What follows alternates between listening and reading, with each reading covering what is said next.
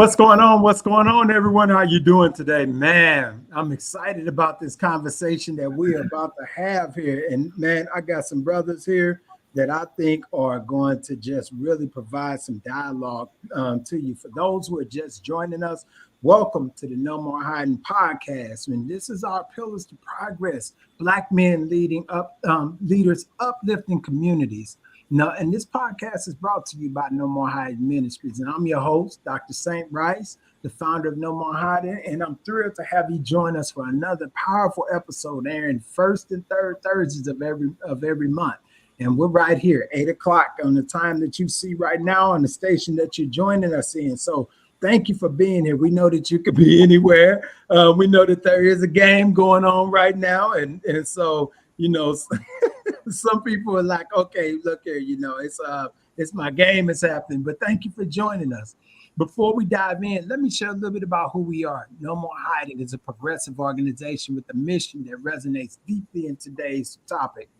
We serve men from every socioeconomic status, whether their age, nationality, race, it don't matter, right? And we try to be a catalyst for educating and equipping and empowering men to serve, lead, and achieve their maximum potential, right?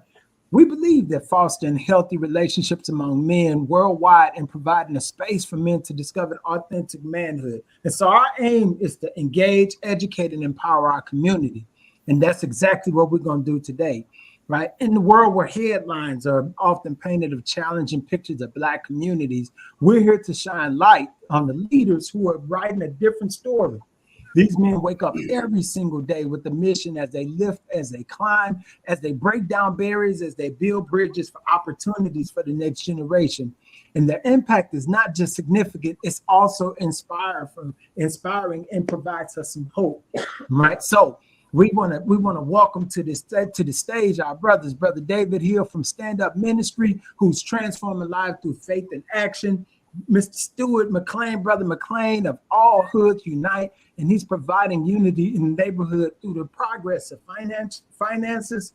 Mr. Ryan Smith, Brother Smith from ABCU, who's championing the change for men, and then Brother Baba Kelly Wimbley, who's a community impactor, who's doing some great work in the IT space. So these men aren't just talking about change. Let's get this correct, all right? They're not waiting for problems to solve themselves. These men are tackling these problems head on. And from substance abuse, financial literacy, all throughout, their story is our story. And we're here to have that conversation. So as we dive into the conversation, I want you, our listeners, to imagine the ripple effect these ideas shared here today can have. We want you to remember, right, to take these insights back into our communities. We want you to think about how can we use what's being shared today to be a movement of upliftment and progress. So without further ado, man, I want to bring these brothers to the stage. I say, brothers, welcome. What's going on with you? How you doing today? Let me hear you. All right. Thanks for having me, brother. Yes, sir. Man, thank you for being here today, man. And I can't tell you how much of a pleasure it is to have you. And before we get going into any conversation, I want you to introduce yourself. So the order I want you to introduce yourself is I want you to start with Brother Hill. I want you to kick us off. Tell us a little bit about who you are. After Brother Hill, Brother McClain, hey, I want you to follow right behind them. And then we got Brother Wimbley, and then pulling up in the at the end of this, right? And gonna take the baton all the way to the end. We're gonna have Brother Ryan Smith, who's gonna introduce himself and tell us a little bit about himself. So come on and join us in this lead. Yes, thank you. My name is Minister David Hill, and I'm the CEO and founder of Stand Up Ministries. And the Stand Up stands for Strength Through Adversity, Never Doubting Under Pressure. And the two most things that Stand Up really focuses on is the man and the family.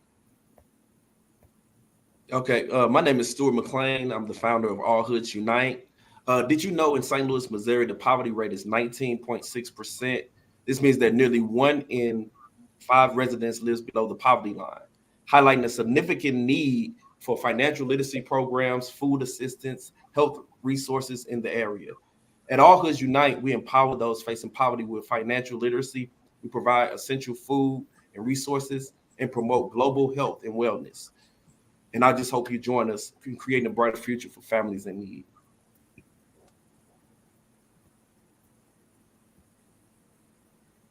That's what we about. So. Right. Brother Wimbley, go ahead.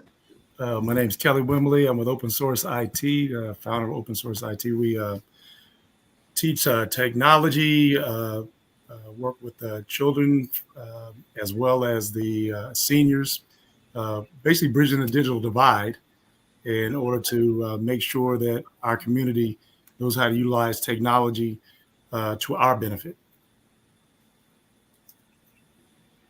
And Right. that's it. All right. Yeah. I love being an anchor, no doubt. Good evening, everybody. My name is Ryan Smith. I'm a proud Black father. I am a proud member, born and raised in St. Louis City. I am also a co-founder with ABCU, which stands for About Us, by Us, Connecting Us. It's a group of Black men who got together to create a safe space for ourselves and also to utilize that space to create solutions. Solutions that we have then started utilizing within our communities to make something happen. Right. So I'm gonna tell you, brothers, relax, man, loosen up. Right. We're just gonna sit and have some dialogue. So I gotta ask you a question. Each of you all can answer this question. So tell me, what is it that motivates you, right? What's motivating you to do the work that you're doing as Black men in the community? Because remember, the title of this conversation is pillars. And so when we think about a pillar is that'll hold up a structure, right? It in itself is strong. It has the ability to carry the weight. So what's your motivation? What's giving you that push, right, to be that pillar in the community, to do the work that you're doing? Who want to join in first? I'll go first. All right.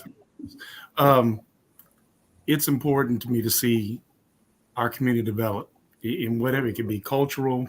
I mean, I have a background in numerous arenas, and I just say this just a little bit. I won't go too deep because I know. No, take it deep, man. Take it deep. Come on. I'm a musician. I'm an IT guy, wellness guy. I've been to school for acupuncture and massage. And I primarily focus on our community. And I saw there was a need years ago, just like many of the brothers here. And I saw many different arenas and gaps that needed to be filled. And I primarily focused on technology because I saw that as being the main thing that could bring in all the other hats that I wear, so to speak, to fill some of those gaps. The main thing is to be a coach in order to put in instill values with children, and also, like I said, bridge that digital divide, as well as bridging the divide of, I say, lack of knowledge, so that we can come together. That's good. And what I believe is, when I'm doing what I'm doing is because of freedom. I think people need to be free financially. People need to be free, especially in the food, because how can you survive without eating? How can you survive without food? How can you survive without health and wellness? So it's good to be able to.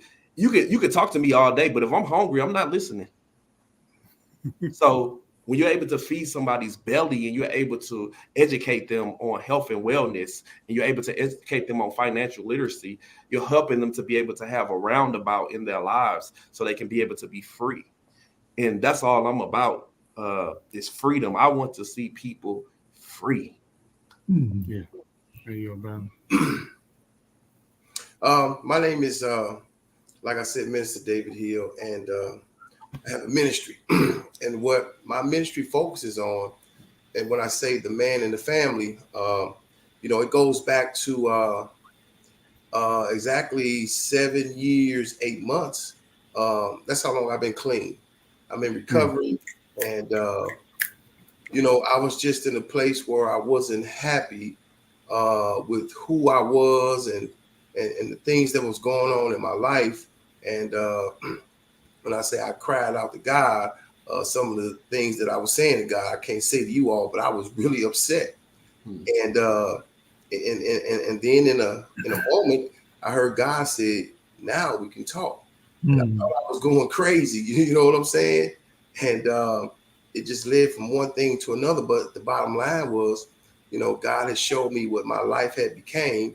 And then he showed me another picture of what he made my life to be. And when he showed me what my life was supposed to be like, I had to leave him alone because I was like, that can't be me. I've done too much wrong. So from that point on, I asked God to do something for me because, when he showed me the first picture of myself, I just said, God, teach me to be the man you intended me to be. And from that point on, that's when I just started taking things not just personal, but it became purpose. The man and the family coming up in a single parent home and growing up in neighborhoods and, looking at a family with a man and a woman there. And then I know I only got a mom there, and it looked strange to me. It's a lot of things I didn't understand coming up as a young kid. But now today, like I said, it's my purpose, and the best definition I can give you a purpose is what God wants and what the world needs. Right. That's what's up, Dave. That's what's up. I guess I'll kind of piggyback on something David said, in the sense that I too am a product of a single parent household raised by my mother. That is one of my primary motivations. She raised me to value family and community. My next motivation would be my son. Not having a father around, I knew what it felt like not to have one. And I also knew the importance of having one around. I wanted to be able to learn from my experience so that my son can be able to have some things that I didn't have, and have the biggest thing that I didn't have. And that's a present father. Being around, helping him to be able to create his choices and not have choices created for him. I really lean into the philosophy. I think it goes something like, I'm not trying to change the path for my child. I'm trying to change my child to be prepared for the path. So that would be my motivation at this particular time. That's right. I love that, man. Thank you, brother. So I'm ready to jump into a couple questions. I gotta ask. Brother Wimbley, I'm gonna throw this first one at you. So tell me, how can we effectively inspire young Black men to take on leadership roles in the communities? First of all, let them know that they already know how to see a need.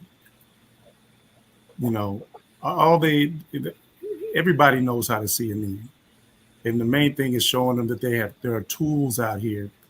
Even if it's just being, there are people out here that can shorten the path to meet those needs.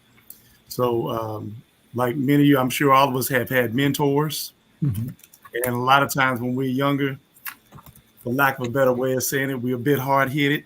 All right. The way we think things should be done should be the way we think it is, should be. And then we find out by bumping our head too many times that the way we're going about it might be 10 steps, and a mentor, if we decided to get humble, can turn it into 2. So, I tell my sons, I have 2 sons, one's 25, one's 23, get humble or be humbled. And because the world was spinning before you got here. It's not new. It's new to you. You mean tell me it didn't start when we came through the womb, man? I'm just saying.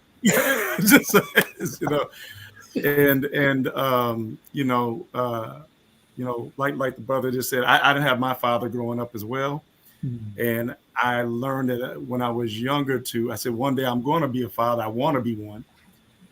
But I realized I don't know all the inner workings to make that happen. I know what it looks like, what I think it is, but I don't know how to get there. You don't walk into a dojo and over a weekend become a black belt. That's true. But there are steps to get to be that black belt. And I think a lot of the brothers, a lot of times unfortunately, we fall for going for the image instead of the substance. And we'll take the short, what we perceive to be the short path towards it, and we'll find that it literally don't hold water, and then we'll spin our wheels. And I think when we tell young brothers that I used to be you, then that levels the playing field rather than acting like it just came out the sky and into your head and you've always been this way. You know, like, you know, you talk to any martial arts instructor, they're going to say, I started out as a white belt. You know, And sometimes when we think about, you know, that idea of being authentic and transparent, right? And we say, you know, I used to be you. You know, why do you think so many times as men we resist really being open and honest about, you know, our past and things of that nature? Anybody want to join in? Let's hear from Brother Ryan. What you think? I see you moving over there. I wanted to. Can you ask the question that Kelly asked? Yes, sure can. I say, how can we effectively inspire young Black men to be leaders in our community? Okay, so my approach is and for those that know me, I will push I will push the boundaries a little bit, but I really see our approach being, we have to, as older people, have to become better at being better listeners. I think we feel like we've been down this road, we know it all. When problems come up, we're quick to point fingers. We have to be better at the balance. As we were coming up, I can recall when hip hop popped off and all the older people told us that this wouldn't be this and all that other type of stuff, and we were pushed back. We have to be able to create a platform that is attractive enough for the younger generation. And the best way to do that is to be able to create a picture that does not just include how I did it, but how it is that they can do it. They need to see themselves in that frame. If they see themselves in that frame, then they will want to become part of the solution. If they feel like we're just forcing something on them, which is usually our hindsight, which does not match their today. Because as much as we can say we done been through it all before, trust me, I'll be the first one to tell you, the way that these youngsters are living right now in regards to technology and everything else, this is not how I grew up, you know? So it's a very different today. So for us to keep saying like we've been there before, we know it, or, you know, no, we don't know it. This is a different thing. Bullying was very different when we came up. You know what I'm saying? True. Bullying was somebody physically touching you. Exactly. I think I would probably take somebody physically punching me in my arm as opposed to exposing me on the internet where it would be forever. You get what I'm saying? It's a very different today. And in order to get them there, we have to make sure that they feel like they are part of the solution. Man. If I can glean go ahead, Brother Stewart. Go ahead, Brother McClain. And if I can glean off of that, and that's so real. I think it's good for us to be able to listen, to learn, and to affirm.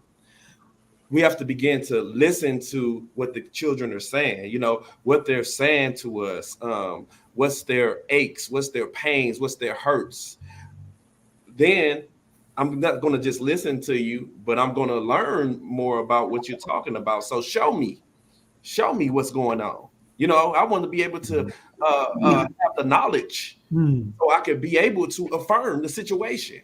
So I could be able to let you know, okay, they are bullying online, but I don't want you to go online and follow them. Why don't you block that? Yeah. You know, why don't you block this situation or this circumstances? You know, my daughter, she went through things like that, and we had to just tell her, like, hey, you got to block people. You know, you can't let people discourage you. And I had to affirm her and build her up and let her know that everything will be okay. You know, and that's what you have to do, even talking to kids these days. Like you said, technology is so vast, but a lot of people don't want to catch on. You know, a lot of people, I don't want to know about that social media stuff. I don't want to know about this. I don't want to know about that. Why? Is what you don't know can hurt you, but what you do know will empower you. Yeah, right? I love it. So you want to be empowered so you can be able to empower them and they can apply what's being applied. And when they apply it, what happens is the power of knowledge begins to be released. I love what Stewart said. I love what Stewart said. I want to add something to that too. It's not just about empowering, though. It's also empowering plus making them accountable. Yes. Right? I don't want us to skip that part. We all have to be accountable. It's not like we're trying to hold their hands and prevent them from learning the life ups and downs, right? Because we want them to be better as they get older. We think we are, but if we all had to do it again, how many of us would really do it differently? Tell me about it. I could tell you the date and the time when I'd have done it. And I'd just like to add one more thing, to add on to what my man said. In the very first part of me, mentoring somebody into leadership, I will explain the difference between what a boss is and what a leader is. Mm-hmm. Boss wants to run it all, but a leader, if you put a room full of leaders in a room, you won't know who's in charge. So what I'm saying is a leader goes out and he does the work and he shows people the work that he's doing, and he's a doer, and he's not just somebody that's sitting back in the cut, calling shots. Yeah. And you know what? That's so true, because leadership reminds me of a tree, and the tree is strong, right? And it begins to produce fruit. So leaders always produce. Yeah. Because leaders build. Managers manage, so they try to find the wrong in you. Leaders trying to find the good in you. Yeah. One thing my wife and I, we oftentimes talk about is we're going to eat what we grow, right? And so whatever we plant, whatever we're cultivating and nurturing, that's what we're going to eat. And sometimes we don't want to recognize that, right? So if I'm planting crap, if I'm planting, laziness and all that other stuff, that's what I'm going to eat. But if I'm planting being intentional, if I'm planning, having integrity, having character, things like that, that's what I'm gonna eat of. That's what I'm gonna grow, right? I'm gonna grow whatever the seed is. So it's critical, man. These conversations are critical to have. I'm gonna shift it just a little bit. And Brother Dave, he talked about his history with substance abuse, right? So I'm gonna ask a question. What strategies have been most successful in addressing substance abuse recovery in the Black community? You are by your own rights, right? You're somewhat of an expert in this area, and doing some really good work in the St. Louis region. So talk to me about, what are some of the things that you think are really effective with addressing this issue of substance abuse? You see, I had to take a deep breath first, because this is man, this work here is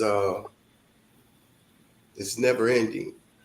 There's no one or two ways that you can approach in drug and using drugs and recovering it and getting clean, because man, I can honestly say, man, it took me 99 times. On the 99th time, I got it.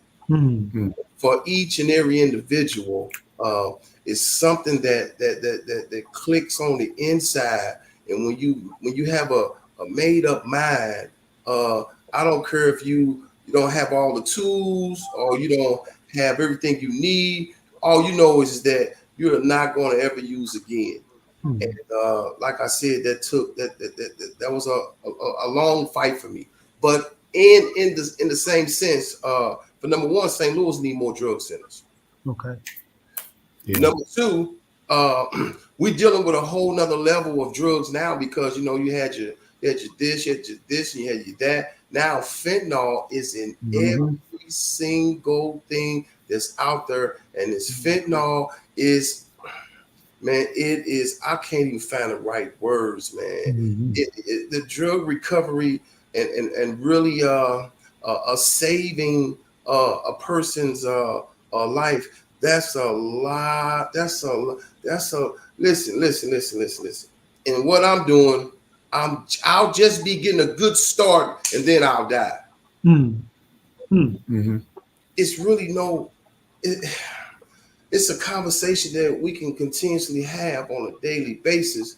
But the one thing that's for sure, just to never give up on them, because I know what it was like to be trapped. I tell, I'm a spiritual counselor at the Salvation Army. And I tell the guys, I say, yeah, I can structure myself, and we can talk about the 15% of the drug problem, which was the using, but I'd rather talk about the 85% of how you change your thinking. So, man, I could go on and on and on and on and on, but the number one thing in St. Louis is that we don't have enough drug facilities.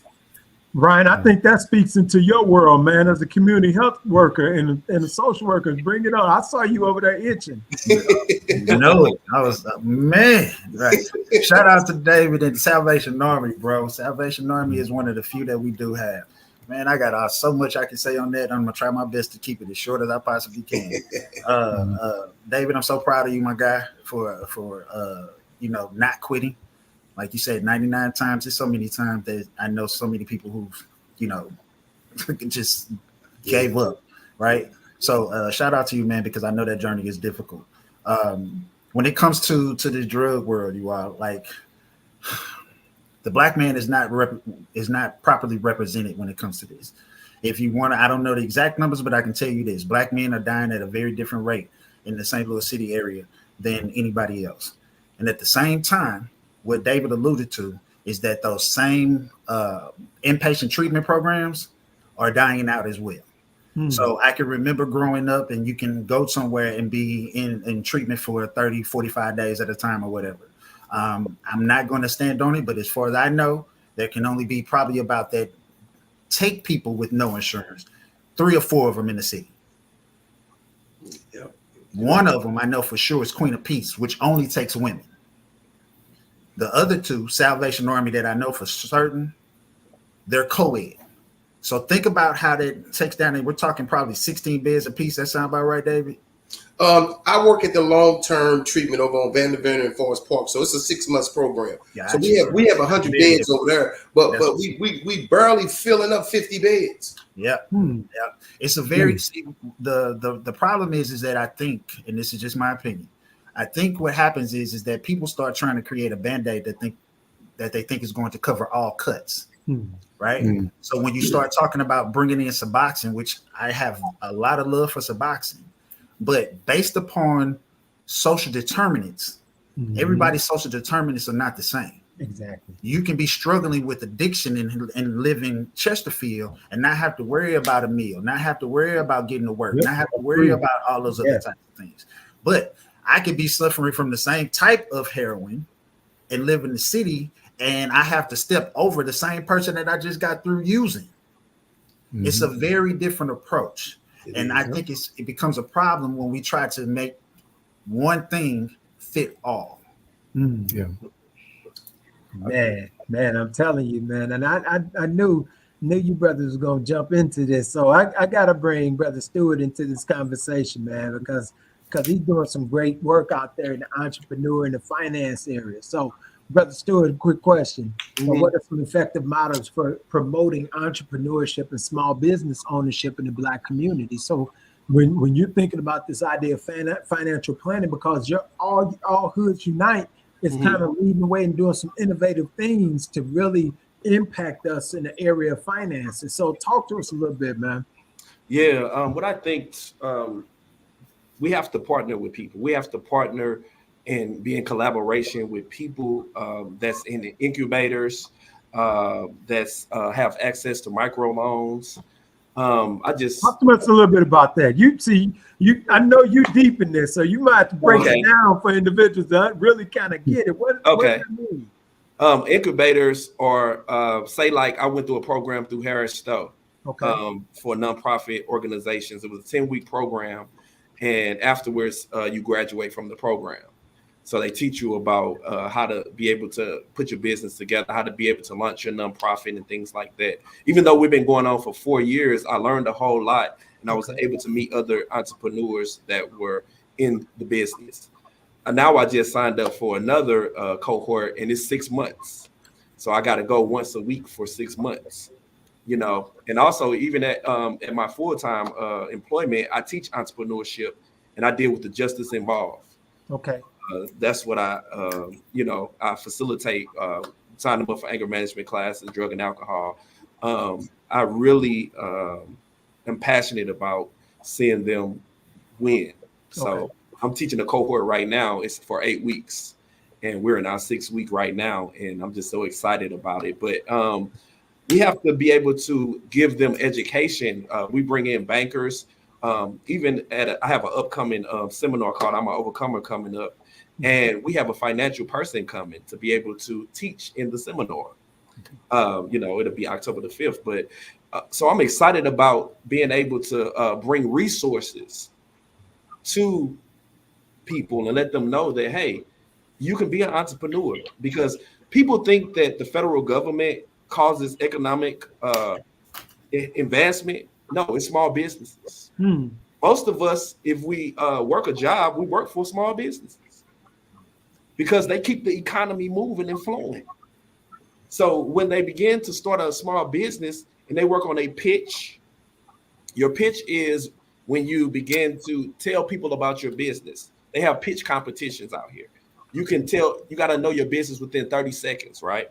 You can win $25,000. Sometimes you can win $5,000. Sometimes you can win $10,000 by American Express or other people that's connected.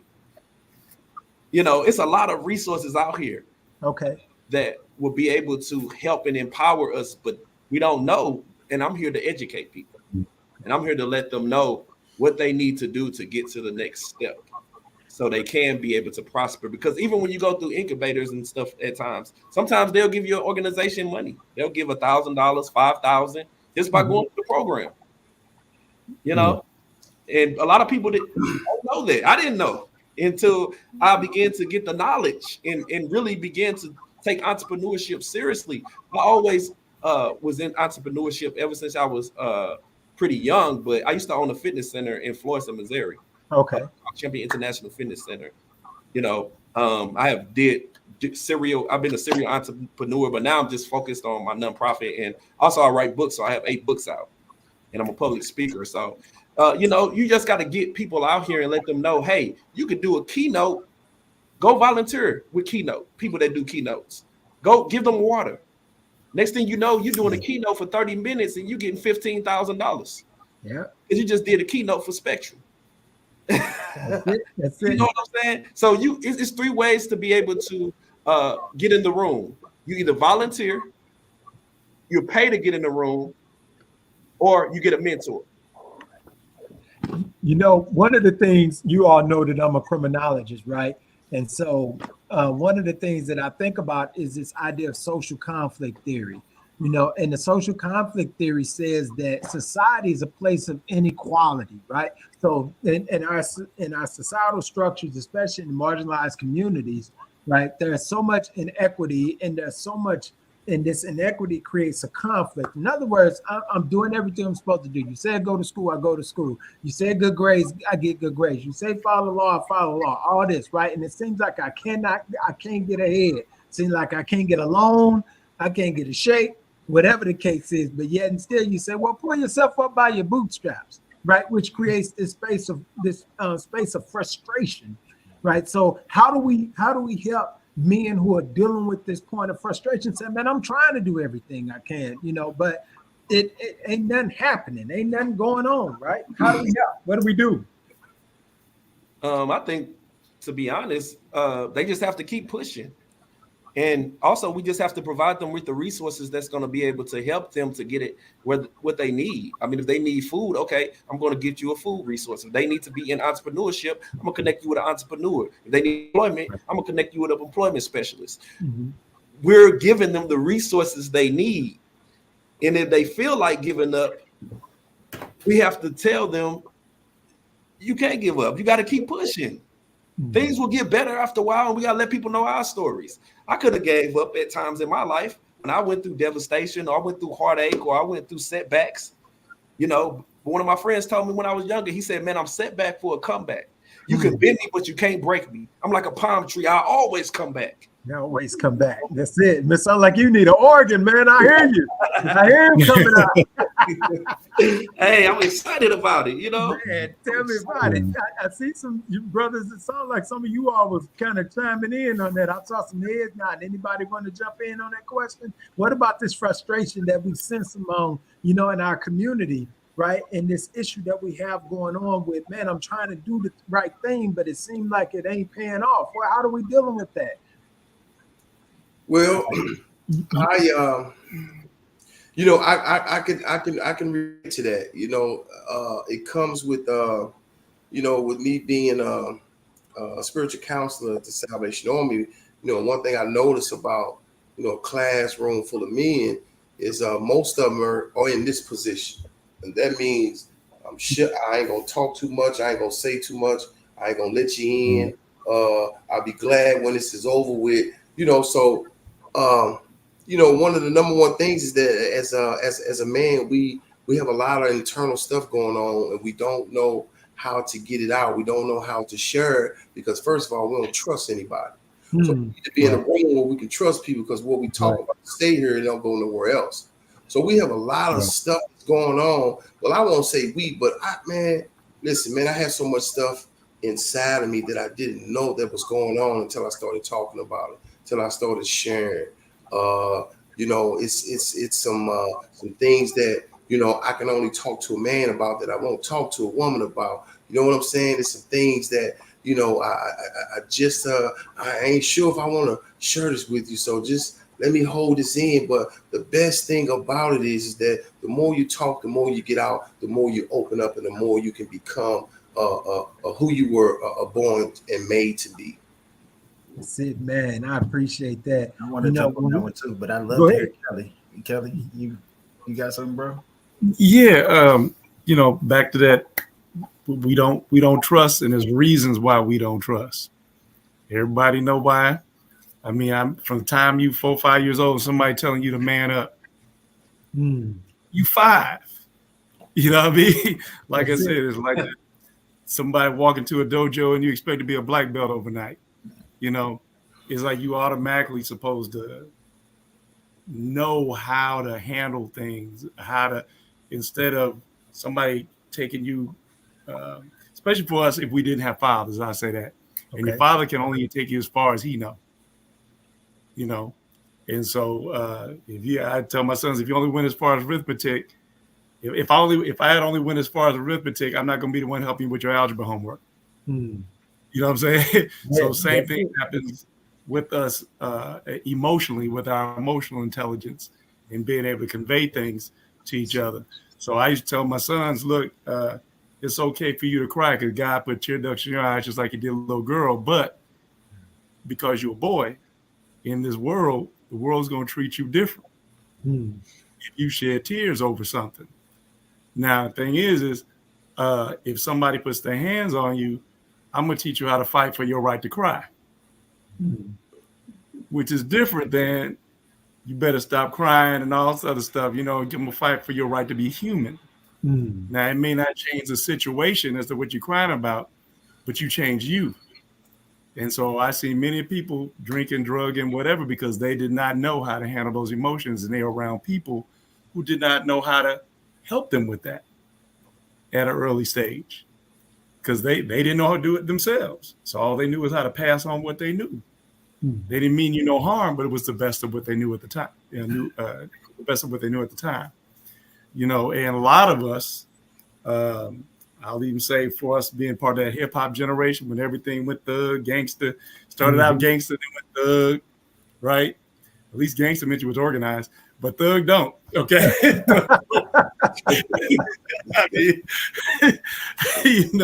and so a lot of guys are emulating people they thought was an adult on the outside, but wasn't on the inside. And the guy who really knew he didn't know was basically putting on a role, and he got benefits with that role. Yeah, you didn't know he was putting on a role. So a lot of that got passed on. And then eventually we get to be old and realize we can only go so far with that role. And I see all the brothers sitting here. We've all experienced that. That's true. On some level, but we had to, like I said, be humble and get humble. And on some, we got humbled, and then fortunate for us, we learned from it. Life will humble you, won't it? Yeah. It'll let you know what you're made out of, It's true. Ryan, I see you rocking, man. What's going on? I just stop putting me in that situation. I'm trying to share, So the question was, what do we think needs to happen in order for us to help? I think it was something like that, right? Yeah. I love the answers that I've heard. If there was something that I would throw into it, and I'm kind of glad that I chose to go after Kelly because it leans more to what he said. What I heard Stewart say was about the resources, and I do believe that. Mm-hmm. The thing that I think that needs to happen before that is we need to address our mind frame. If we don't address our mind frame, even with the resources, we're just repeating maybe in a different way, right? I think when I say address the mind frame, we have to learn how to get comfortable with being uncomfortable around each other as men. So that means if I am in a room and someone is struggling and that person wants to be able to emotionally let go, we have to start reframing the narrative, right? And it's not just about the men, it's the women as well, right? Yeah. Because there are certain things that we have as social norms now, especially in our culture, that I don't even see in some of the other cultures, right? Exactly. Yes. You see, let's say a 21-year-old who is, kind of trying to figure it out, but he lives at home with his parents. There's a certain teasing that goes along with that. And what happens from that is that now we try to do something to speed up the process in order for me to move out. And now I'm moving out without a plan. And now I'm living check to check. And we have so many of those scenarios for us that we have to change, such as the one that I personally have a problem with, is that a woman can't raise a boy to be a man. When we tell our families that, we're already giving the boy a built-in excuse of why it is that I shouldn't even try. Or now we're leaning into our women and telling them that they're not good enough, which prompts some to go out and link up with someone who is very not fit. Unfit. Yes, I know what you was. Yes, right. We have to reshape that narrative in order to change our mindset before we become ready for those resources. Because let's be realistic, resources are available in a very different way all over the place. But as we stated before, if we're not educated enough to know, or LinkedIn, I think it was Stewart, you were like naming some people that were accessible to. Like if I don't know those people to be able to be the mentors, and I'm not saying that you can't, because just like some people who are saying, well, I became a drug dealer because that's all I saw. No, it's not. It's not the only thing you saw. It's the only thing you chose to put some interest into and learn about. So we always have choices. Choices will forever be ours. But based upon your decisions in those choices, some of your choices start allowing other people to be a part of your decision making. And so I'm back to what I'm saying about we need to be able to start changing our mindset so we can be ready for those resources so that we can start taking better advantage of them. Because the reality is that this race will never be fair, because we will never catch up, because they're never going to stop. Man, you're talking about something that's near and dear to my heart when we talk about the systemic inequities, right? And we talk about the challenges and, that we as a people, as a people of color, Black people, who, when we shifted over here, right? And everything was very intentional. It was intentional to destroy our image and destroy our language and destroy our connection and destroy our home and destroy the order in our home, right? Something that we knew, something that we already had figured out. We had civilizations built that still stand, and we had it figured out. But when you remove a person from, you remember that tree, you remove them, right? And you start to put them in an environment where the seed is nothing but negativity. Then you start to see exactly what's happening, right? And so, and this systemic issue has us thinking that it's our issue, that it's just in our community, right? And it's the actions that's happening right here, right now is the problem. But we don't want to look way back and see how very intentional these acts were to create these problems in our community. And that's not alleviating our accountability or our responsibility, but it really is about really understanding, the whole picture and really getting a view of this whole picture of what we're struggling with in our community. Many times, and I got a question, but many times I think about this, and if you ever get a chance, you go up to Springfield, Illinois, and Abraham Lincoln Museum, and it's a decent space, right, for a quick day trip. But when you first walk in, the first thing you see, right, is you see a black man in chains, you see a black woman in chains, and you see the children trying to hold on, and who you see surrounding them are the slave masters, pulling them apart. That's a picture. That's a picture of really what we're dealing with, and we've not been able to really regroup or find that unity that's necessary to create the type of society that we know we should have, because it's in us. That's our desire. It's really our desire to have strong, healthy relationships and marriages and safe communities and things of that nature. But brothers, I'm telling you, when I jump on that's a passion of mine. But I'm not here to do all the talking, Brother Wimbley. It's something I got to bring you in this conversation, man, because you talk about something that I think is very important. And when we talk about trust, we talk about emotional intelligence, we talk about emotions, right? But many of us have not experienced the rites of passage. I need you to bring that into this space for us, man, and talk about the impact of going through rites of passage and how that really has an influence on you, as well as what you see what it does for our community. Yeah,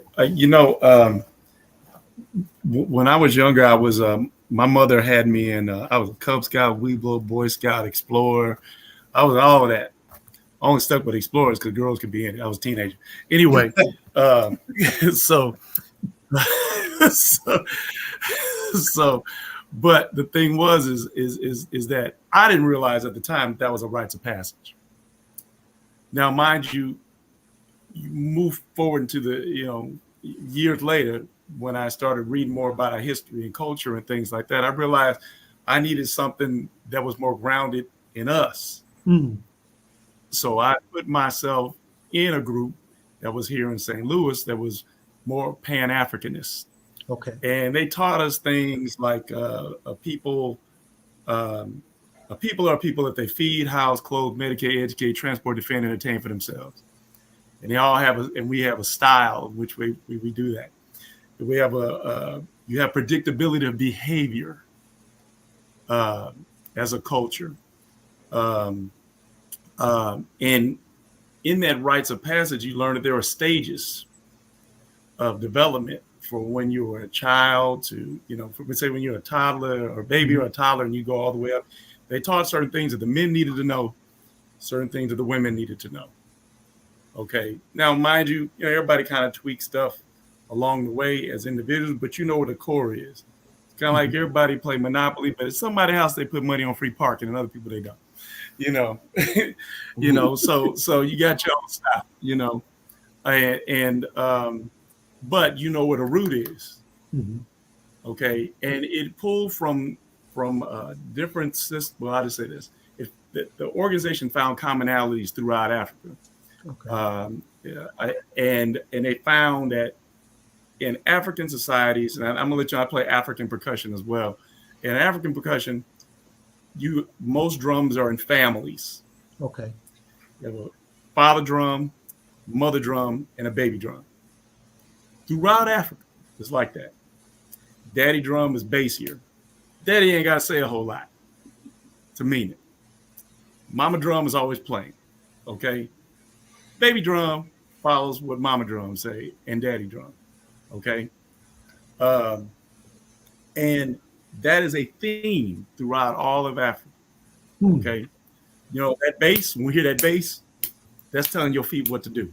And all our music. Okay.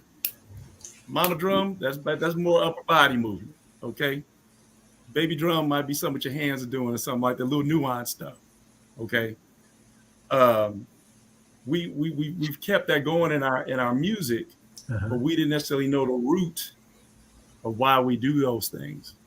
And I learned a lot of that from doing rites of passage. So I just to let you know, okay, I had my sons go through rites of passage. Okay. And they taught things like when a baby is born, we don't give them a name immediately. Matter of fact, my sons they had the same name for 3 months. And my sons are 2 years apart. Okay. So in there, the tradition, the fathers come together and bring everybody together. Say it could be 2 months, 3 months after the baby's born. Okay. Kind of like women have a baby shower. This would be the male equivalent of a baby shower. All right. Okay. The men organize everything. I only get other brothers to help me with this. Okay. And that solidifies what our role is. The mother does nothing but hold the baby, breastfeed at best. She don't even get a plate of food for herself. Okay. Everything. Now, mind you, this is an event. This ain't the program. Okay. So this is an event. But it's but the thing is that it sets a precedence. Now, I'm gonna let you know, when my sons got to be a little bit older, around middle school, a buddy of mine who we were in the same rites of passage, and he had another child. And my sons were watching, and they go, "Dad, did you do that with me, with the baby? Like, you put, like, in that tradition, you put salt on the baby's lips so they know the salty times in life. These are all symbolic, honey on the baby's lips so they know about the sweet times and that kind of thing. But the whole community is watching this. And my son sat back and he's watching. He's like, "Dad, you did that with me?" I said, "And you're going to do the same thing. You're going to do the same thing." Now, both of them think this is how it's supposed to be in terms of their role. Okay.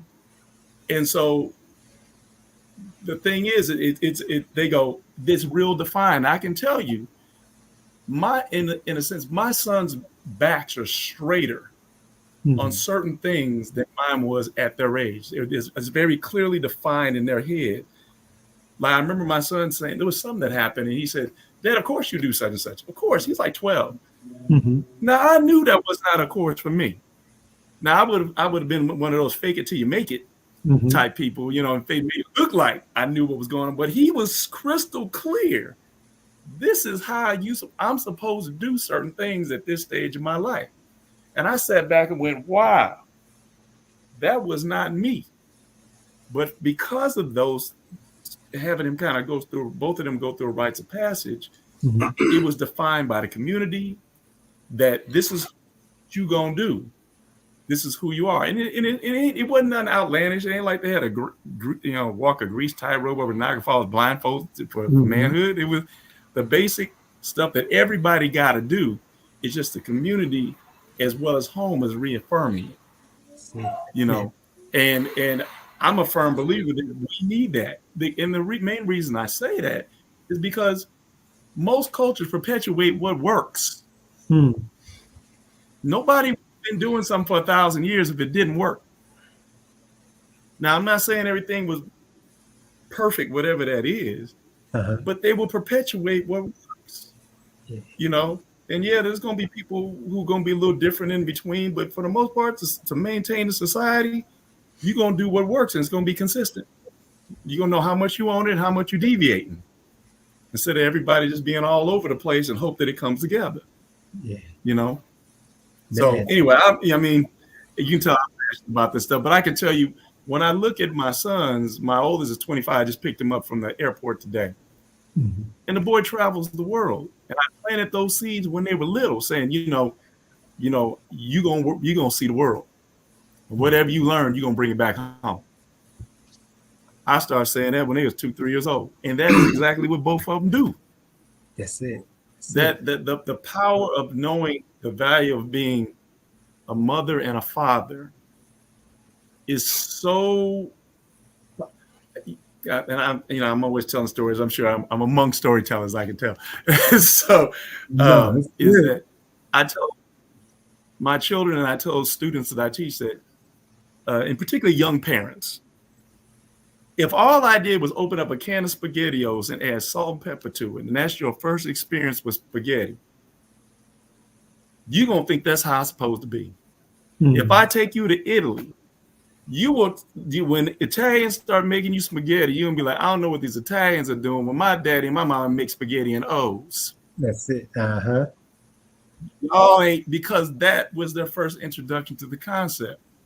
Now, and I tell young parents, if you playing nonsense with 4-letter words every syllable in a hip hop song or whatever, they gonna know that that's what home is. Mm-hmm. I remember my mama listening to Al Green, Earth, Wind and Fire, and Frankie Beverly Mays. That is my point of reference. I don't remember any 4-letter. I can't even think of cursing around my mom. Yeah. Or I would, if the music would play, I would turn it off. At 56, I would turn it off. That's true. Yeah. To this day. Mm-hmm. And so a lot of that has been eroded over the. No, I know I'm preaching to the choir because everybody here knows that. But letting these young folks know that our kids have more time to watch us than we have time to watch them as parents. Mm. That's it, man. So, I'm telling you, you was dropping some jewels there, man, and really just educating us. And I think that's important in our community, right? Is that we get those varying perspectives about, about things that's related to our heritage and our culture. yes. So I want to bring Brother Ryan in here and ask him a specific question. And then what I'm going to ask our audience to do, because I know you're listening, is I'm going to ask you to drop in some questions for our panel, right? This is live. So you're listening in. We want to bring you on the stage. So we're going to ask you to please, in your chat, first of all, we're going to ask you to subscribe to the channel. Whatever channel, go to our YouTube channel, No More Hiding for Men, NMH for Men, right? And subscribe to our channel. But then I'm going to ask you also, put in questions. We want to answer some questions right off the flip, right? Fresh off the wire. So put in your questions, your thoughts, things like that. And we're going to dedicate the last 15 minutes of this conversation to just answering your questions. So feel free to join us. But Ryan, before we get to that, community health workers, right? A lot of people don't even know about the community health workers and the things that's being done out there. So I'm going to ask you to educate us about the community health workers. Who are they? What are they doing? What's the impact of the work that's being done out in the St. Louis community? And not just St. Louis, but across the country, right? Talk to us a little bit. Yeah, across the world. So give the short version, because I definitely want to be able to leave enough for people to want to know more and reach out, and we can give more. But in this short amount of time, I definitely want to try to just put something in your mind. Basically, what we've done is we've been creating a new workforce, community health workers. Everybody hears the word health and think that it's just about being in health, when in actuality, we're starting to place individuals within our communities who have lived experiences into some types of training, to get them certified as a community health worker. From then, they're able to be credentialed, and now we're able to enable them to be employed in very different spaces that typically some of our CHWs would not have been. We lean into the philosophy of inside out, meaning we are no longer trying to approach addressing our community by just relying on outside agencies and organizations. We would much rather try to empower the people within our organizations and go outward. We address leaders. We spoke about that a little bit earlier. And one of the things I definitely would have added to that is that we have to be open enough to realize that all leaders don't look the same. They don't fall into the same categories. It has always bothered me that, whenever they talk about like a basketball player, everybody just thinks that a leader is supposed to be, clear cut focused and this is what a champ looks like. Our community has so many different colors of hues with different people in different styles. And we have to be open enough to receive them because when we go out and try to recruit people to be community health workers, we're not just looking at those that are doing the good in our community. We'll go to the block.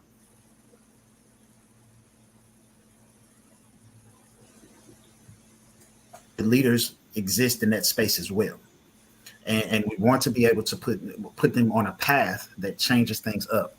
We're trying to utilize community health workers to reshape our communities by building and leaning on the leadership that is already within our communities. We've created entrepreneurship approaches, mentorship. We've been doing a lot of different things with that. So I would love to speak about this in a different space. But I know we're a little short on time, and I definitely want to kind of get to some of the other questions. But thank you for that opportunity to share. Most definitely. So our first question, fellas, I want you to think about it. What has been your most challenging experience as a Black man? Well, I'll probably get excuse me, I'll probably can answer that. Okay. Well, really, sometimes we go through as men different things, especially when you have kids and stuff like that, and then you have to deal with the child support system. I went through that, I went through that, man, having to deal with the system, and you're trying to make it in life, and it's taking your money and things of that nature, and then the courts are not fair. No, not at all. They're definitely not fair towards you or to you, and they try to demoralize you. I remember one time I went to court, and I was like, I'm going to take this to trial, because you all are trying to take too much from me. They told me if I do try, they're going to have me to go contempt of court. But they're going to lock me up because I wanted a trial. And that was really hard for me. I love my kids. I always took care of my kids and did everything for them throughout, even having to pay child support. I still did for them. I still love them, and even to this day, whatever they need, I'm there for my children, because I believe a father should be there. My dad, I was raised two-parent home, and I learned how to be a man. I learned structure. I learned what men are all about, and women. I know feminine energy from man energy, and I think that's one thing that really hinders people in the Black community. That system, it presses you down, man. It's like it tries to keep you incarcerated. So we had an episode a while back, and we looked at that. We talked about that issue of child support, which is really a civil issue, right? It's not even a criminal issue; it's a civil issue that has evolved to a criminal status because that's one more barrier that's created, right? Now, we're not talking about brothers who are out there that's dropping these babies and not taking care of responsibility and just being, just being complacent. We're talking about men, and a lot of men who are out there want to be in their child's life or doing what it takes, is paying. One brother who shared his story on that particular podcast, he talked about the only thing that saved him was the fact that he was a photographer and he had all these pictures of his children and being involved in their life and things like that. And he took that to court with them. And when the judge saw this, because the other party was saying he wasn't this, that, and the other, and the judge actually saw this, right? And the judge was like, this man is active. He's there from day one. He's been a part of his child's life or whatever. And that was the only saving grace. There was another brother who talked about actually having to defend himself in courts. And oftentimes we're afraid of getting in that court system. We're afraid to actually deal with it and go into it because we're not taught how to navigate. One of the things we do with No More Hiding Ministry is we teach brothers how to navigate that court. We teach them how to go in that court and understand the lingo and understand, the structure of it and how you need to present yourself and things of that nature. Now, we ain't got no money to help you with, with financing it, but we will educate you, and make sure that you're ready for it. Brother Dave, I see your hand, man. Go ahead. But and it's a flip side to what you are saying too, and the flip side is, you take somebody like myself who was active in drug use for 30 years, and I messed everything up. So now I'm trying to repair relationships with my daughters and my sons, and it's hard. I'm talking about, man, that's a really hard piece, man. That's a piece, man, that just have to take a deep breath, because I understand what you're saying, but I think I just had to share that other side, man. Even though I'm in my purpose and I'm going forward now and I'm going straight ahead, but there's personal issues, man, and that main personal issue, which is what I do and I structure, is the family piece, man. That's the most important piece to a humanity. You know what I'm saying? So I just wanted to, share that, man, because man, it's rough, man. It really is. That's it. Yeah, man. Go ahead, Brother Kev. Yeah, I just want to say, we parent from where we at, and your children only know you based on where you at, Mhm. and I did some work for Father Support Center. I was Mhm. teaching brothers IT there, and I heard so many stories, man, that shoot, the stories I heard, man, I have nothing to complain about. You know what I mean? I'll just keep it real. And some of the things I saw brothers go through, and mind you, sometimes you only hear one side, Mhm. Yeah. but that doesn't change that those brothers in that program in order to see their children. That's the prerequisite, that you have to have a child that you want to be connected to. And they may not have known what they needed to know when the baby was born or 5 years after, but the thing is they want to be part of it because that child is looking for them too. Yeah. They know that as immaculate as a conception is, they were not an immaculate conception. You know what I mean? So, you know, so they know there's somebody that's half a DNA. They got half of somebody's DNA. So the thing is that, those brothers come into that program in order to sharpen themselves for when it isn't just a matter of seeing their child. They wind up learning a lot of the skills that they need to know, whether it be with the court system and or just what they need to know about themselves and what that child is going to probably need from them. And as the brother said, his brother David Hill said, man, I appreciate you saying that, what you said, man, because that part right there is so vital, because people make it look like, okay, they're there, and okay, and everybody's all, it's going to be all ice cream and cake and this, that, and other. And there's so much work to do. That's true. There's so much work to do, and learning to recognize that you going as a parent, you have to do a lot of listening. Yeah. Listening is a skill. Yeah, exactly. And an elder taught me, we have 2 ears and 2 eyes and 1 mouth for a reason. That's it. and you're gonna have to do a lot of that. I'll say, even as tight as me and my sons were, my youngest son had an issue with something that I always felt this little bit of tension. And one day I said, whatever this is, son, I need you to say it. I'm gonna allow you to use 4-letter words. And he let them fly. But because I let him do that, it let me know how deep it was. Yeah, that's true. In him. And I didn't know. And I said, well, first of all, son, I'm just going to and this is emotional intelligence speaking. I'm sorry I hurt you. Point blank. Not this is what was going on and da-da-da-da-da and all that. Because that's really where it was coming from. Yeah. And he heard, and he could hear that, and he received it. We talk about everything the man with some stuff I might not want to hear. But I mean, something, but but that leveled the playing field. Because he knew it was heard. And that's what that's what I perceive, brother, that you were saying, is that we that part of it is vital. Because a lot of our kids right now, they're acting out, just like we did, and that's to be seen, and a lot of times they bring it left in such a way that you like, wait a minute. That means you ain't ready. It don't mean they ain't ready. They running around in it. You run it. You're the adult, and they going to test to see how adult you are, because I know mine did a little bit. So understand our work is cut out for us, man. Our work is cut out for us. That's true. It's a question on the screen. Go ahead, Brother Brian. I just wanted to throw something else in that because there's been touched on some things. And the question, I guess, originally was that, what do we find toughest? What's the toughest experience in being a Black man? Most challenging. Okay.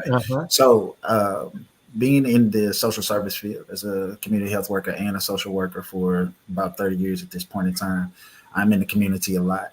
And I often see grants and ideas often being created around the youth. What has become the forgotten population is the Black man 35 and older. And when we talk about all the things when it comes to the youth, it's always brought back to, was the father in the home? Was the father in the home? Don't create enough for that particular demographic. That's true. Because the narrative basically writes us off. If you hadn't gotten it by now, you're not going to get it. If you serve time in jail, whatever happens, you should be grateful for. The biggest challenge is not just that narrative. My biggest challenge is to have conversations over and over again with Black men like us and fail in convincing them that we together are enough. We don't come together enough to do the work that could probably eliminate most of the need that we think builds a community. Absolutely. I struggle with that because even when you were talking about going to Lincoln's Place and all of those images in their place, right? We have Black owned businesses. We can start creating our own images again. Yes. We have the power within ourselves to really start changing our blocks one at a time. A small investment here or there, not just in monetary, gifts, but also in time. Dedicate the time. Let us get together and put a floor together so that we can start building some of these tore down houses back up, right? We have the power to do a lot of the things that we need for us. But if we don't change the narrative again to start believing in ourselves, then, this goes back to accountability. It's true. And it's tough for me to really listen to somebody when they say, well, the white man did this and set me up. And I'm like, so you saw the trap and you still stepped in it? Like, I can't keep going with that. You heard the shots of still around that corner. Hey, look, we keep telling our cohort, our peers and other people that are listening that we are the smartest people. We are the strongest people. We have to start behaving like that on a consistent basis. And the only way that's going to happen is if we begin to start leaning more on ourselves. I can't live in a place where I can't trust whether or not I can leave my window open. We have to be able to live amongst ourselves and be comfortable enough so we can start raising these communities back up, business by business, school by school. We have the power to do that, and yet we continue to make different choices. That's it. Man, this has been a great conversation. I told you all it was going to fly by, man. I told you. So as we get ready to close out our conversation, I want to throw this question out there as you create your closing, right? No, and I think we kind of talked about it a little bit, but you may want to add something after the dialogue that you had earlier. And so I want you to think about this question that's on the screen and respond to it how you choose. And then I want you to give a final closing thought, right? Give a final closing thought that you believe can help resonate with those who may listen to this, whether they're listening to it at midnight tonight or 3 days or 3 years from now, right? Just give that final thought. I'm going to start with Brother McClain. Join us in this table. Okay. And what was your question again? Can you add, what was your question again? So the question is, what is your why when it comes to the work you do and the life you live? And so after you answer that, I want you to give us your final thought. Okay. My why is, like I said in the beginning, freedom. I just want people to be able to have health. Health represents to me wholeness, and that's in every area of their lives. When you're whole, you're able to be a better citizen and a better person. And my final thought is, a caterpillar will never realize what a butterfly is if it never become it. So make sure you become the butterfly that you need to be in this world to make an impact and a change. Right, man. Thank you for being here tonight. Brother Wimbley, Baba Wimbley, I'm going to ask you the same question. What is your why when it comes to the work you do and the life you live? And then give us that final thought. My why is to elevate my family and the community around me, That's why I do what I do. And there's an African proverb that I seem to live by, and I make it an addendum to it. To stumble is not to fall, but to move forward faster. As you learn from it, this is my addendum. Stop tripping. Man, I'm telling you, thank you for being here today, man. It just added to the conversation today. Man, Minister David Hill, what's your why when it comes to the work you do and the life you live? And give us that final thought. My why is because of everything in my past that I was really confused about. That not that I know everything now, but I'm getting a better understanding of, first of all, of who I am. And that's what I want to be, and that's what I want to do as far as in the man in the family, to help men understand who they are first before they take any other further steps into the next, whatever it comes their way. And that other question you asked, final thought. Give us a reflection, something that somebody can hold on to going forward. Man, I'm just, my purpose is I'm just really enthused about learning as much as I can before I leave this earth, about the man in the family. It was so much that I didn't know that I know now, and it's just adding, it's just adding up, and I'm just driven by this thing, man. That's it, man. And I want to say real quick to the audience that we do have two authors on here. We got Brother David, Minister David Hill, and Brother Stewart. Both of them are authors. They have books. And matter of fact, Brother Stewart has several books that you may want to check into on Amazon. Brother Stewart, real quick, tell us how we can get a hold to your book, man. You can get a hold to my book, really going to my website, www.stewartmcclain.com. All right. And my books and all my information is on there. I have a course, too, that's free to teach you how to write and self-publish your book that I just came out with last week. So. Most definitely. And then, Minister David, you also have a workbook. So how can they get a hold to that workbook? Yes, you can go to Amazon, and the name of the workbook is Man versus Manhood. And I also have 3 other workbooks that I'm working on now. I just haven't published them yet. All right. So so, brother, I'm coming to you, Brother Ryan. You gonna close us out, right? And so, Brother Wimbley, you offer a lot of services, man, to the community in the IT world. How can someone get in touch with you if they need some help? You can look up Open Source IT online, and you can also I can give my number for the business. It's 314-600-2997. We do computer repair, we do instruction, and we also sell systems as well. Right. Brother Ryan, and we're going. I want you to close us out with this conversation, man. And this conversation, what's your why? For the work that you do and the life you live, and give us that final thought. Okay. My why is simple, bro. But before I do that, I want to thank you for the opportunity to be on here, and I'm so proud of all of you brothers and what it is that you're doing for our community and our people.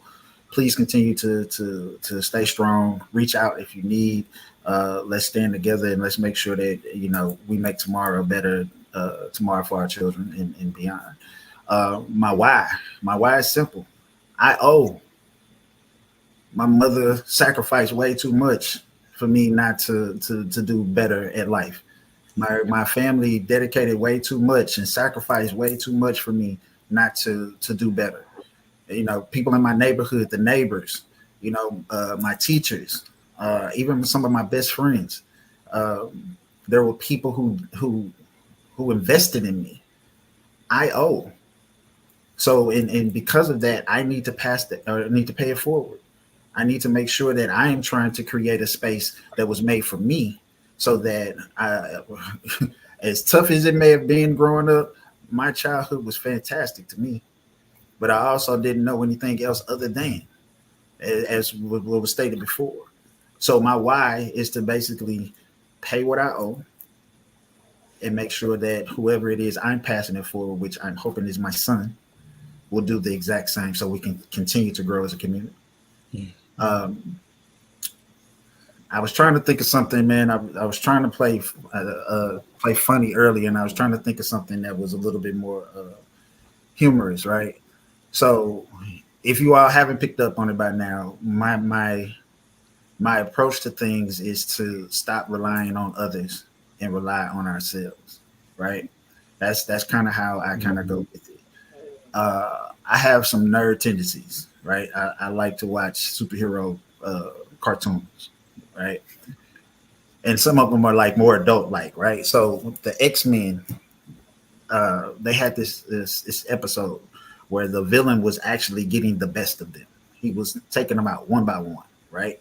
Until it came down to the last fight. And it was only like 4 of them, and it was still one of him. And he was about to go down, and he said something to me that really stood out. He said something, I think it was like, hold on, I know, I got it on my phone. Where is it? I apologize. I want to read it just the same way that it was told. Oh, so as he was going down, he said, you call yourselves a team, a family, but a family that cannot save itself merely works together to die alone.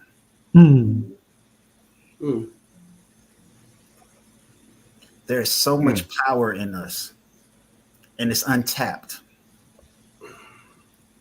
I feel like we are this close to making a major difference, not just for us, but for the generations after us.